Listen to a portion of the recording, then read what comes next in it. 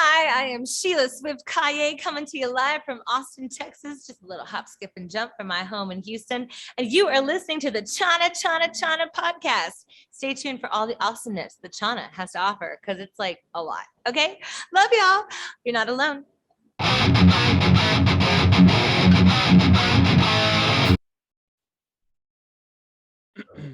Hi everyone, welcome to another episode of my podcast. We have very special guest today joining all the way from Austin, Texas. We got Sheila Swift joining the podcast. Hi Sheila.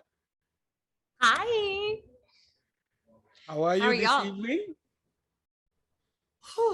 I'm alive, I'm breathing, and I'm so happy that we finally connected. So hello, my dear friend from across the world. Yeah, it's so funny how we got connected. I mean, we got connected on Clubhouse, right? Yes, and I actually haven't even been online in the last 2 weeks. So I'm like, Clubhouse has been the best thing for me ever, but also I can't write a song right now because I'm my head's full of other people's voices. So sometimes we have to detox, but I'm glad we have a real connection now, Mr. Channa. Hey. Yeah, I think it was the first time I saw you, and then you actually messaged me on that Clubhouse room. It's I think it's something I said in the room, right? Maybe you said hi. Well, yeah, totally. And I love that. So that was Jeff McMahon's Midman Speaks Club, Hit the Greenhouse, right? Right. And I love so if I do get online these days, it's okay, how am I going to spend my time? Is it going to be worth it? It's I'm not there to be seen. I'm not anywhere in the world anymore to be seen. We've all grown out of that, hopefully. But to hear you and now to see you on the screen is amazing. But to go in that room of Jeff where you were full of, Nashville musicians, Texans, random people, then here comes Channa. Yeah. So yeah, dude, I have to be friends with this person. Yeah, because it's I mean, I discovered Jeff I don't know, maybe a few months ago, and Lisa and Jeff, and I mean, although I'm more into metal and rock, but I still see that connection with them because I still enjoy country. I still enjoy folk rock and all that, right? So and I really love the rooms that Jeff actually brings up, every topics that he brings up, like the Christmas one out of the blue. It was in September. It's a Christmas episode.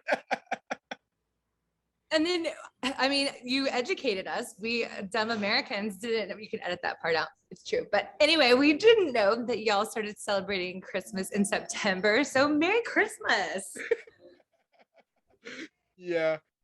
So Sheila, so you were actually now, I know Texas really didn't lock down on the COVID thing, right? They were kind of open, right? And how is the situation now? Is everything back to normal? I am in Austin, Texas right now, right next door to ACL. And there are lines around the block. There are people in silver sequined outfits. There are just good old boys with their polo shirts and their Ralph Lauren caps.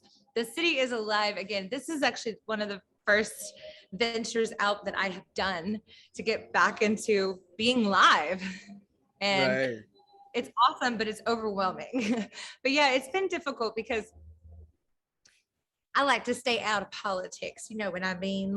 There's nothing good comes from any of that. Right. But it's definitely a very different place than the rest of the world, for good and bad, whatever. How are you? How are you, friend?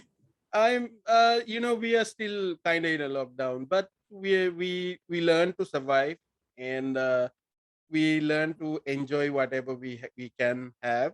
All right. So we are making best of what we got, and to be honest, this podcast that I'm doing actually started because of COVID, because I couldn't go to concerts anymore. So I started something that, and then I enjoy doing it. So, and then I keep on meeting a lot of interesting people from around the world and learning a lot of things out of this.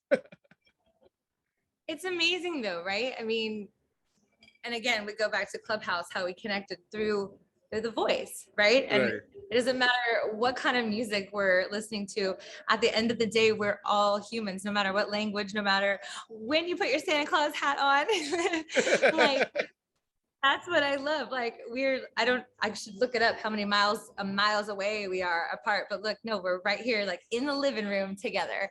And I just think it's beautiful that the good thing about coming out of this whole Rona situation is that we did get a pause and we could stop and go, what's really important, right? Like, how am I going to spend my time? How are I going to spend my energy with? And when the world is totally open, like, who are I going to do it with?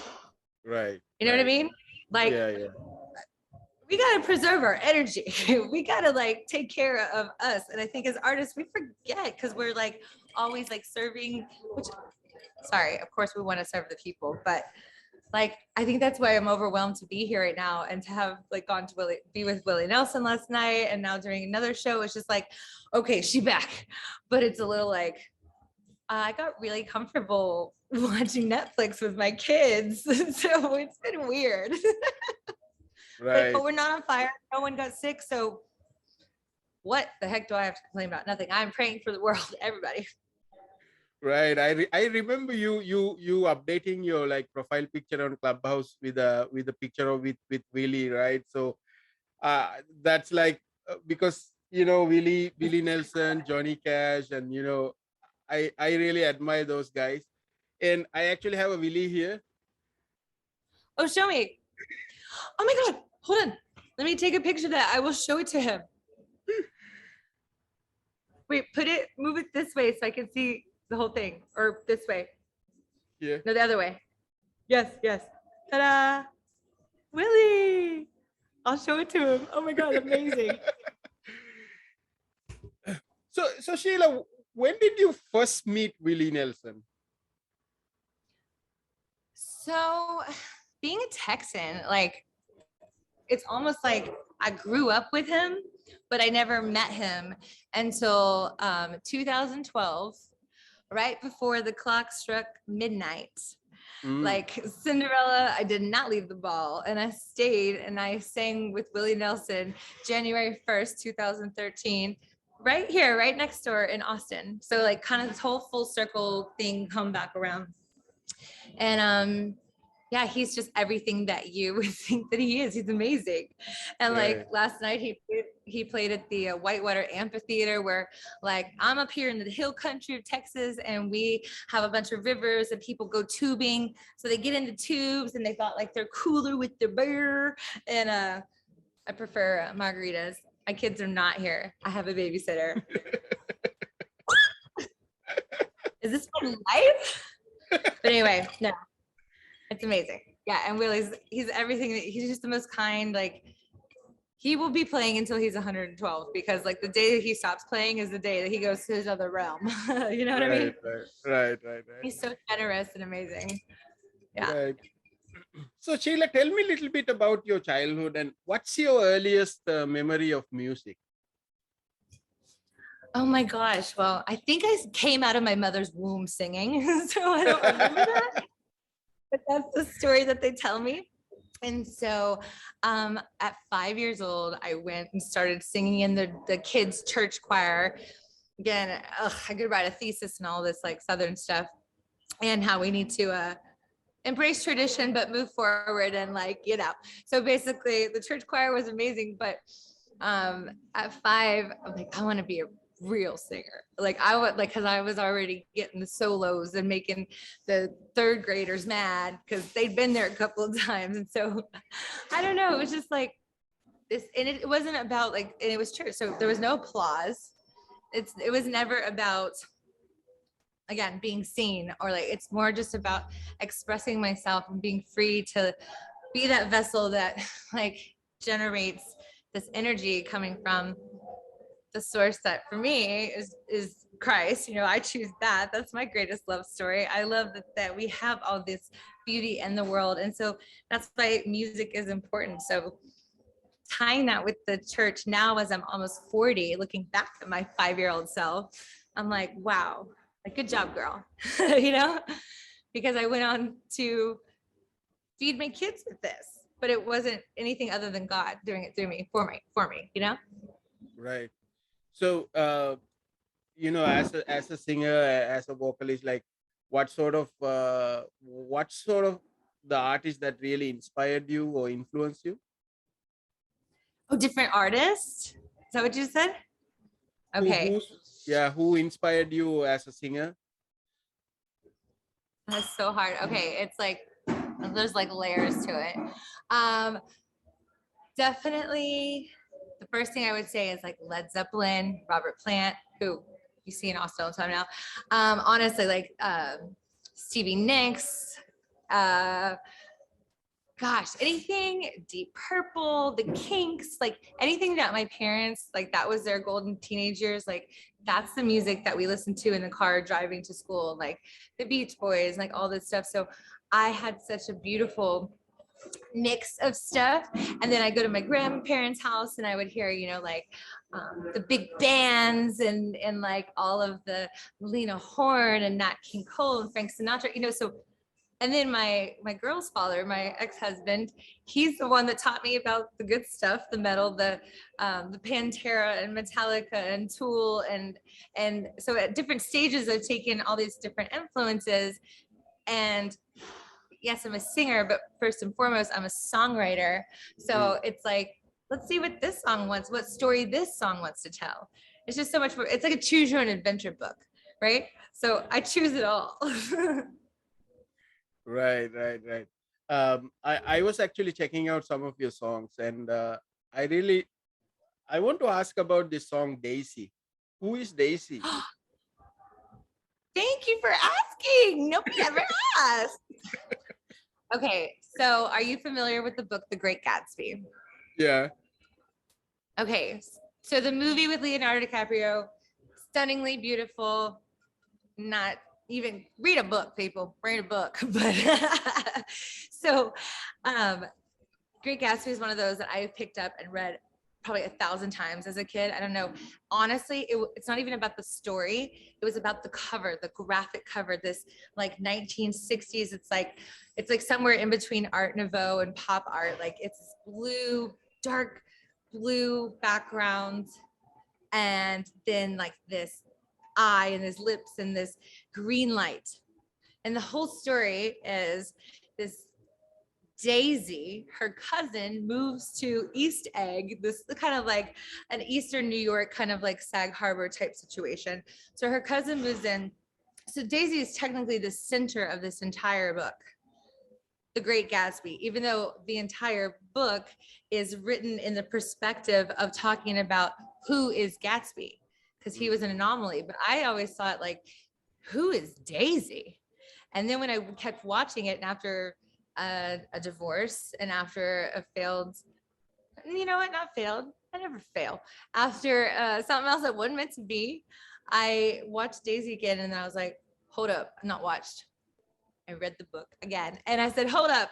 And now my new maturity, I get it. Daisy is that like coquette that is just like she has a ton of brains, but she acts stupid so that she can get what she wants. And then anyway, Daisy, come on, pretty lady. Basically, it's me like reading it again, going like, homegirl, like you too old for that shit, those games.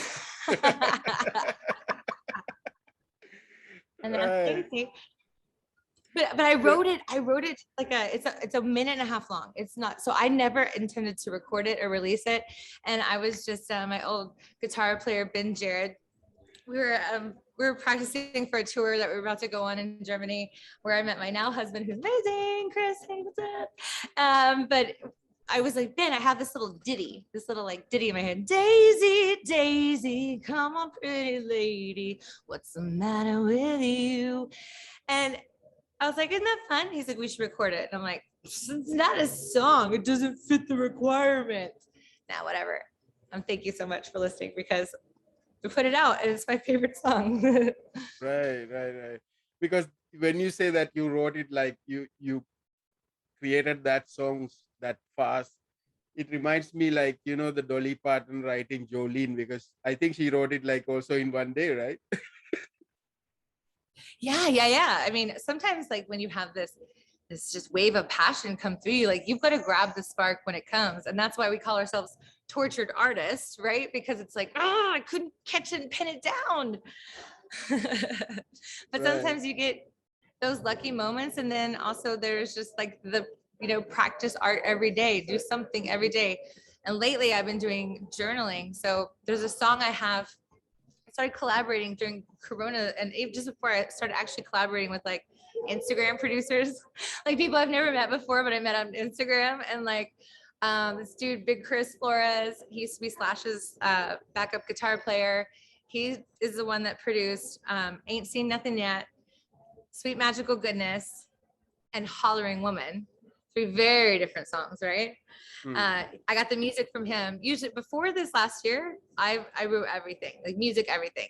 And then I was like, I love collaborating because then it doesn't feel so lonely because I'm not out on the road. I don't have my band with me. Like I have my family and I love them, but like, Lord, take the wheel. You know what I mean?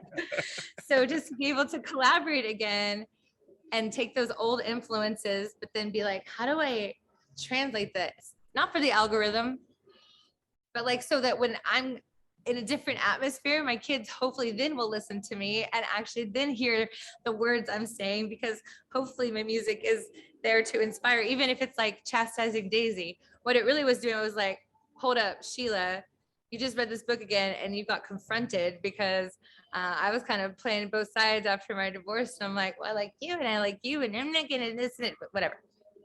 Come on, pretty lady, like chill, you know what I mean? Just be a normal person, be a normal human being. Right. Sheila, in one of the YouTube videos in your channel, I think you were introduced as jazz hands. As what? As jazz hands. Sheila Jazz Hand Swift, right?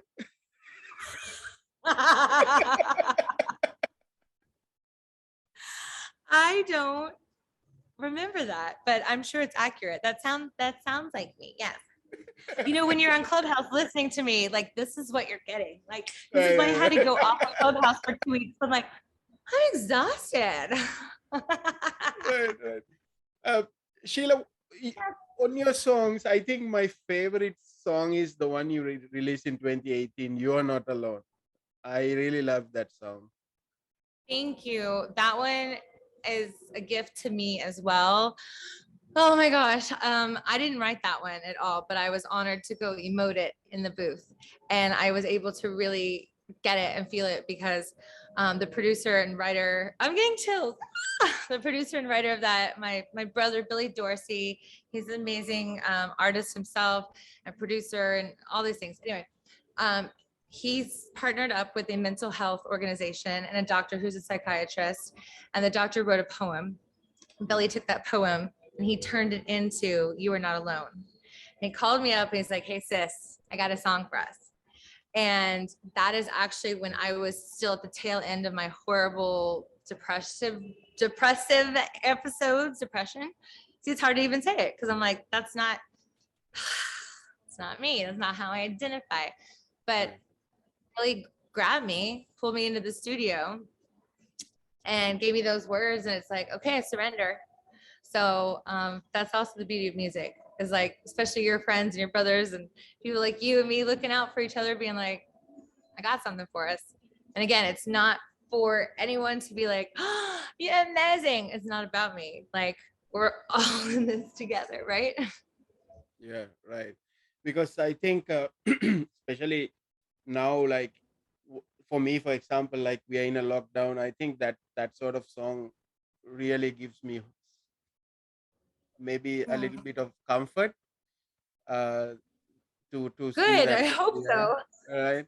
So yeah, that really resonated with me. I was even listening to this while waiting for you to join the Oh, you're not alone. I'm here now. I'm here, not alone. right. So Sheila, you do so many. I mean, I can't imagine how many stuff you do. You're not just a singer and songwriter. You do so many things, right? So tell me a little bit about your art. What do you do on the art side of things, like painting and stuff? Yes, so I'm very lucky that I have many different wells to draw upon. Like my soul is here, but and I'll just own it. Like I have been gifted with a lot of different talents, as some people may label them, but for me, they're outlets and modalities of expression. I'm not an engineer. I'm not a scientist. I have so much respect, and I can understand it from an artist's perspective and how they intersect and integrate. But since 5, like we talked about, I've always said, I'm going to be a singer when I grow up. That's it. Like done and done, done and done. I'm going to be a singer when I grow up. And lo and behold, 2 weeks before my 12th birthday, I passed out, bonked my head on the wall. My mom took me to the hospital, and they were like, well, she's not like, didn't have a concussion, but we found something in her brain.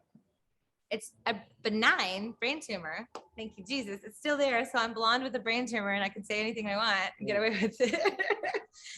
But what it did was it gave me a beautiful early birthday present at 13. Now I'm about to be 40 in December, and I've lived so much longer than I'm supposed to. But I think when you're told young that your time is limited, you're like, okay, well then, like, I better quickly, like, can anybody find me someone to love? So there's that.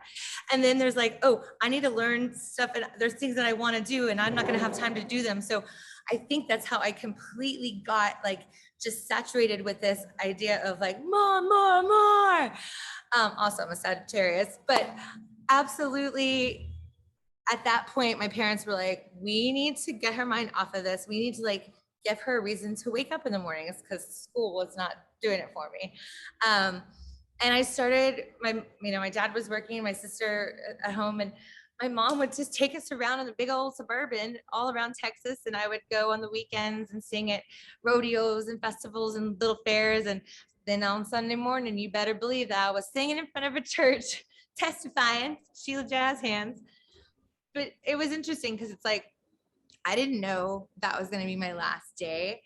And here I was as a child, like on stage, telling these grown-ups, these authority figures, like, hey, don't ever give up. Tomorrow things will change. While I was right in the middle of the storm, I didn't know how it was going to go down. But like, instead of thinking like how lucky I am, now I'm like, oh gosh, like stop just trying to take what you can get. Stop just trying to like prove that you can do it all, because duh. But I proved it to myself finally. So in a roundabout way to answer your question, I've been doing the music professionally full-time since I was 13. In tandem with that, I got my bachelor's of arts degree in literature and painting. I'd never painted in my life, but this university I went to, they were like, it's a requirement to have a double major. So I was like, oh, I want to be like an English major, but like, what's easy? Okay, art. Anyway, the little girl who wanted to just be a singer, who thought at 17 I was going to be the next Britney Spears because, people were calling on the phone. My dad said, no, you're going to school. And I'm like, oh, rats. But now that little girl not just has her bachelor's degree, I then got my master's degree in fine arts and film. And then I've been a professor and an assistant gallery curator and director for the last 12 years before all the Rona stuff. So it's like, okay, Thursday night through Sunday, we are at a different venue somewhere around Texas, which could even be a 6-hour drive back home, or like, we're in the academic grind. So I've been very blessed, but I think I've been split down the middle so much because on that side too, it's like my painting, I do photo painting. So I'm a photographer. I then do paint on top of that. Then I digitally photograph or scan it again. And then I turn it into a film. So like, I realized my whole life has just been like, but now I'm kind of like, chill, homie. So I have it all now, but now what I want to do with it is I want to really focus back on the academic side, institutions, museums for my art. I'm tired of putting stuff out on social media. I do it because I feel like this obligation, but I don't care. And I'd rather like make something beautiful that actually like inspires humans of the world to tap into their own humanity and start self-actualizing instead of any type of vanity metrics, right? So I've been doing it a long time, and now that I'm still here, I'm gonna do it different. Right. one of these videos that you put out, I think it was in 2020. You put out a video called Quarantine Lullaby, you know, Oh which yeah. is which is which was very sweet. So, how important is family to you, Sheila? Everything. Nothing else matters outside of my family. So if it's not going to work for my family, it's not going to work for me, you know? Right. But yeah, especially my kids. Again, 13 years old, you're going to die in 3 months. Okay, well, let me just live my life like it's at the last second. And then all of a sudden, 13 years later, I have twins. I'm told I was never supposed to live, much less have babies. And my daughters are Marley and Dylan. They're the Bob twins. And they're amazing and they're everything to me. And then my now husband, Chris Kahé, who's an amazing musician in his own right. We have a son together. He's a half Deutsches baby, Cohen Heinz Andreas. So I've got these 3 kids, they're 6 years apart. And it's just like, wow, like I have it all. I got everything I ever wanted. I'm so friggin' lucky. Right. So you actually record the with your husband as well, right? As Kahé Band, you have some recordings with him, right? So we actually met when I was on this tour. After my divorce, I had a record I was touring called The Striving Is Over. Songs like Let Go, Stay, and then Home. So it was like my little novella to come back to myself and remind myself like, you don't need to be in this PTSD mode. Like you can just let it be, right? So I met Chris while I was on this tour. Within a year and a half later, like, and I wasn't looking for nobody, right? Like a year and a half later, we're married with a baby. Now he's a full-blown Texan.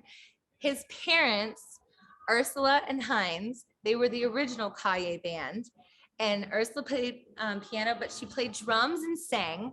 And then Heinz played the saxophone with like a mad comb over, sexy AF. And so his parents were like bucking the system in Eastern Germany, being musicians, not factory workers. So like they were radical. And then Chris was the only one out of 6 kids, the baby, to pick up music. So I happened to be there. His band was there. Like we kept seeing each other everywhere. And it was total shiksa, just how it was like truly meant to be. And then we met on the preface of we're going to do music together. We're going to tour together. As soon as I got pregnant and as soon as our son came, he's like, no, we have to be responsible family now, which I'm not making fun of him. He's amazing. But he's like, Sheila, you're a kite without a tail. Like I'm pulling you down and we are going to focus. Like, and it was his first baby. So he was like, ah, so he's like, we're not doing music. So, but we recorded that EP when Cohen was 6 months old. I think we did like 3 shows. And then he was like, I have to like help feed y'all. And I was like, yeah, these shows that we're doing right now are not feeding all of us because there's 2 extra. Right. Anyway, he's just so talented. And I want for the world to like see what I see. But I also love that he's like, no, it's just, I play music because I love it, because it's my soul. I feel it. So there's no pressure. I'm proud that we have the record documented. Please listen to it. It's the best stories ever. But like, hopefully we'll do other things. But even if we never do, like, we have our little time capsule. We have our our metadata for the great grandchildren. You know what I mean? Right. That's what Yeah. it's all about. It's about being So together. yeah, like what your husband said, like, because because I have a son, he's now 12 years old. I Okay. remember like, going into the hospital and like see him seeing him in those small cribs. Then I'm trying to find which one is mine, like, you that one, You're that's like, I like like my, that one. yeah. Like, and I could Looks recognize him. I could recognize him very quickly because he looks like me. Like he really looked like me. And um and I think having a kid, I couldn't really imagine that. I couldn't really uh did I really made that kid, like baby, that I couldn't really, until I hold him. And I think it really changed my life. Right after that, I think I'm not the same person, like after holding that him, and and now he's 12 years old, and then like we are Goes basically like fast. friends. We are just friends and buddies. We do a lot of things together. We watch wrestling together and all this stuff, and sometimes we listen to Slayer together, like that. Ah, you're teaching him right. You're raising him correctly. Good air five. Yeah. Sheila, so what I really loved about what you said is you're not afraid to bring the faith into this conversation. A lot of people are sort of shy, or they don't like to talk about it, but I feel that faith plays a big part of our life. So can you tell me a little bit about that? Yeah, and like I said, the gift to be given at 13, like here's mortality, here's the understanding of that. I got lucky that was my awakening to tapping into faith on a daily basis, whatever that means to you. Like I said, for me, like I claim Christ, I choose Christ. Like that's my favorite. It could be a fairy tale. For me, like my spirit is connected with it. So again, faith is the key word here. It's not religion, it's not dogma, it's not anything like that. It's understanding that we are all the same, no matter what the semantics are. Mm. We have a spirit inside of us. And that's why I feel so lucky to be able to express them through music, art, writing, painting, video, photography, like all the things. But at the end of the day, I don't have to do anything. Like I make it harder on myself. Like the God I serve that I love. And when I say that, it's just like it's just a feeling, it's your intuition. Like everyone has it. We're all born of the same code with different cool accessories.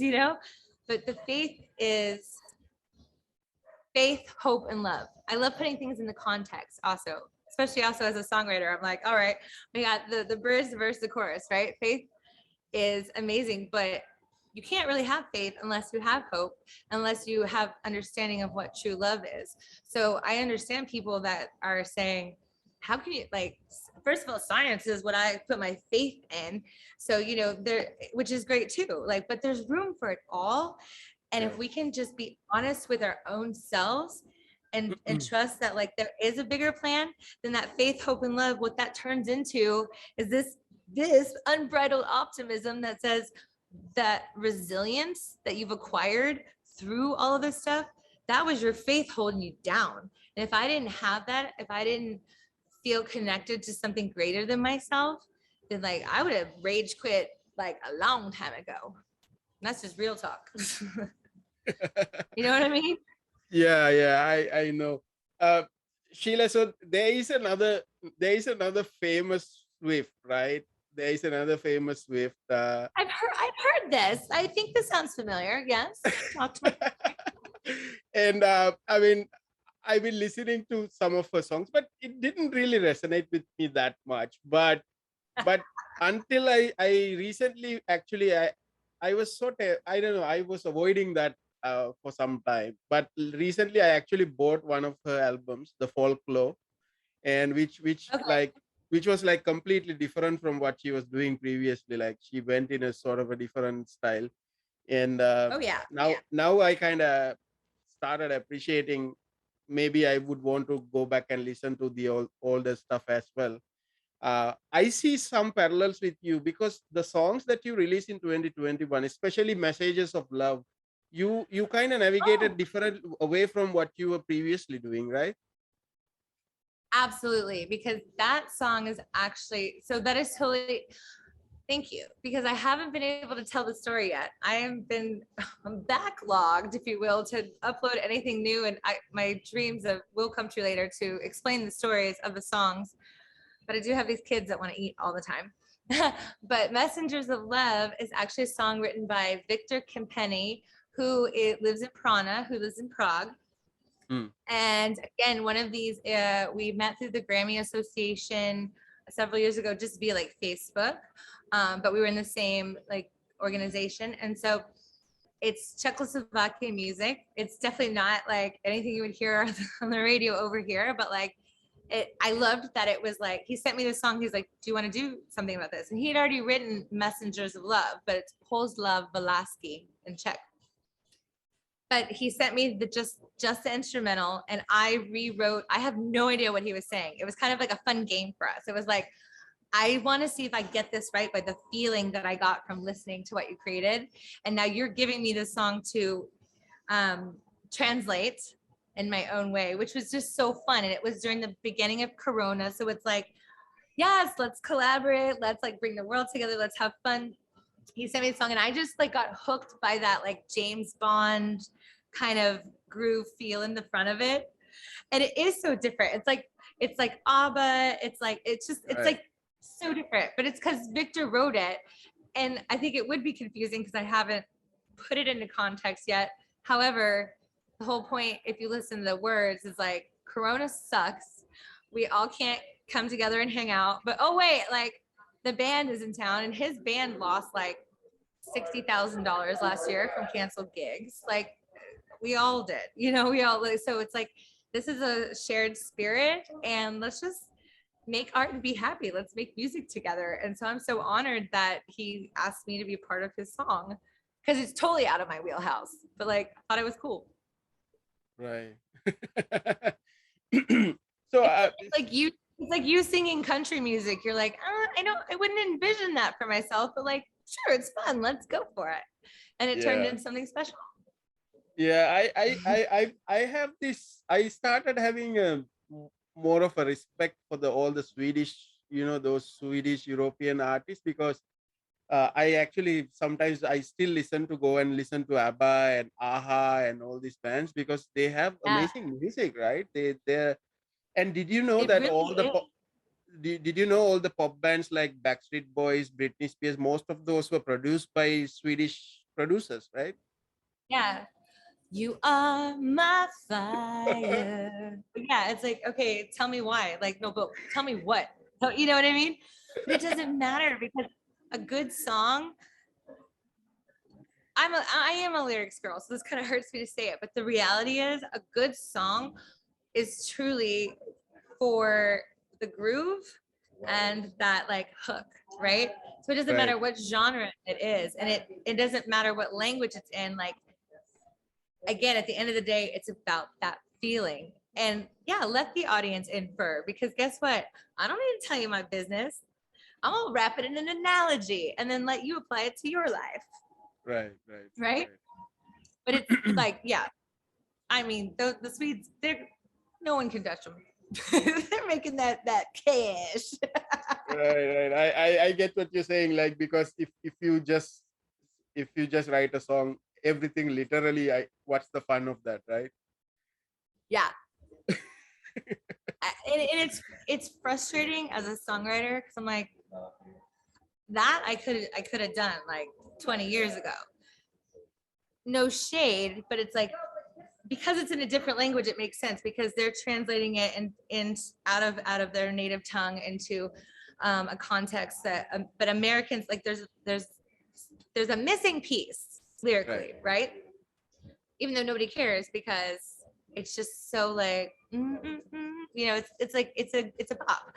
But at the same time, I respect so much that these dudes, like, maybe lyrically, like, it's not a James Joyce novel, it's not Ulysses, it's not like educating you about anything, but it makes you feel good, and it's good to feel good, so that's okay. Right.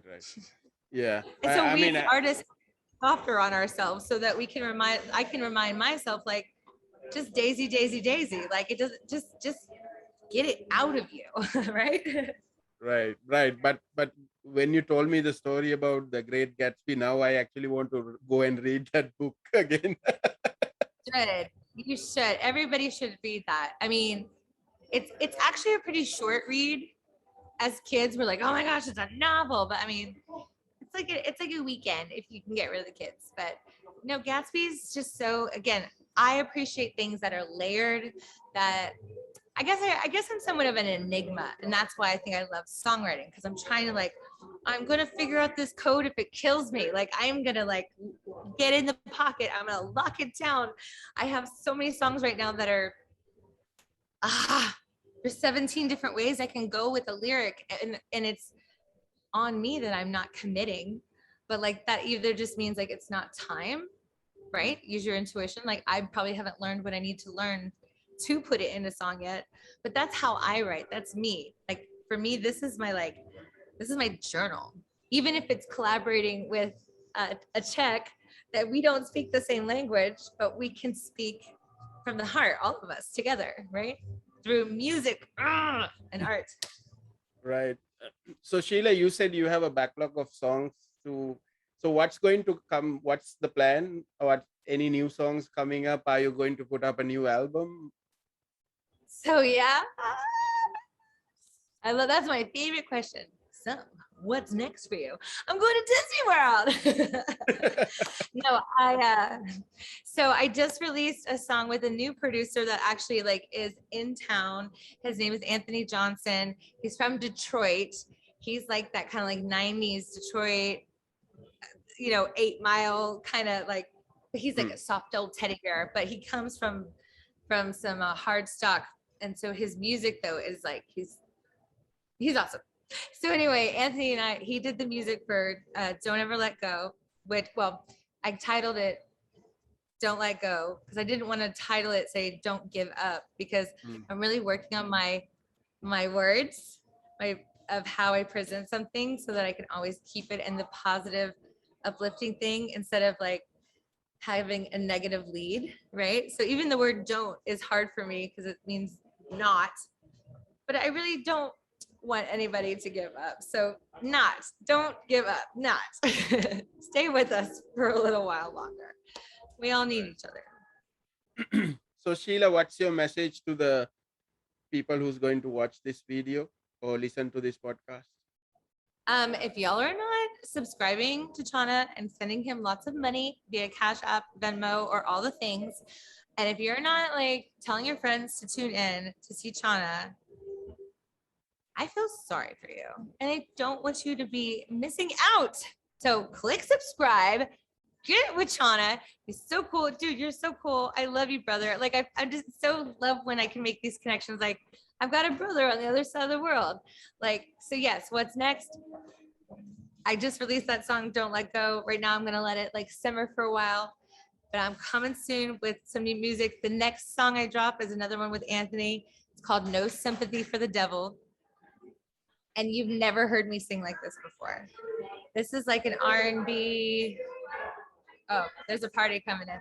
But yeah, just wait for it. I've got a lot of songs coming. 2 that are on deck that I need to finish lyrics for. Like I said, I just need to commit, but I'm just like, okay, spirit, lead. So when I get in my car, I just keep it on loop and I come up with ideas and we'll see where it goes. That's what's next. It's just like embracing the mystery. Right. So Sheila, anybody you want to shout out to? I want to shout out to my sister, Heather. Hi.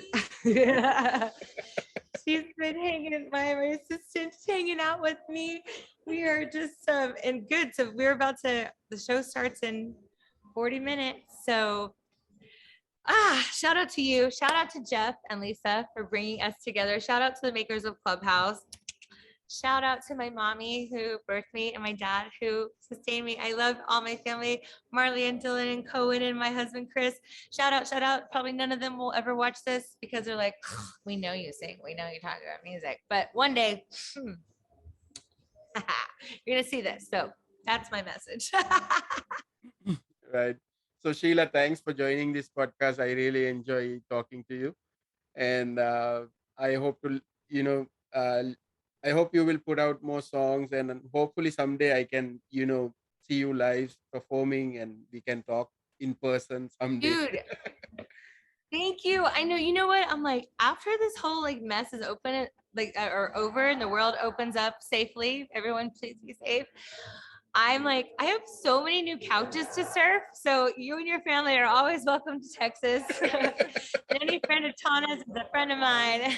So no, it's gonna be awesome. We will definitely hang out, and I appreciate you so much for presenting this opportunity to be like, hey Manila, what's up? So Sheila, before we go, can I tell you something?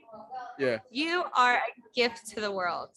And I can't wait to meet your family and for our kids to play. So yes, it will happen. But Channa, Like the first time I met you, again, this is the first time we're seeing each other face to face. Like your heart comes through the space, through the time, and through the speaker. And so I just really, that's why I said, everybody, please subscribe to Channa and listen, because your heart is so beautiful and the world needs more of that. So thank you. Thank you, Sheila. Thanks for joining, and have a great night, and your show, break a leg. Thank you, jazz hands. Thank you. All right. Well, I'll message you when I decided to get back on the Clubhouse. But for right now, I'm just actually working. I'm back doing music. So anyway, peace out, homies. Love y'all.